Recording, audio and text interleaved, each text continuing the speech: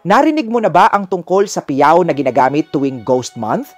Kapag Ghost Month, marami ang nagiging mas maingat dahil pinaniniwalaan na mas aktibo ang wandering spirits na maaaring magdala ng delays, conflict, o bad energy.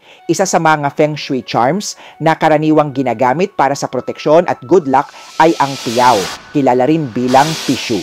Sa Feng Shui traditions, siya ay itinuturing na tagapagtanggol laban sa negative energy at roaming spirits. Kasabay nito, ang piyaw ay konektado rin sa pag-attract ng swerte at blessings. Kaya madalas siyang makita bilang simbolo ng both protection and prosperity. Tuwing Ghost Month, maraming tao ang nagsusuot ng piyaw bracelet o naglalagay ng piyaw figurine sa kanilang bahay o opisina. Sa pamamagitan ng tamang paggamit, ang piyaw ay nakakatulong bilang paalala na maging aware at mag-seek ng balance sa panahon ng Ghost Month. Hi! I'm Master Hans, the Philippines' most trusted celebrity Feng Shui expert.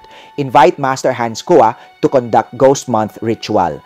Just message me at facebook.com Master Hans Kua or my number 092-282-90382.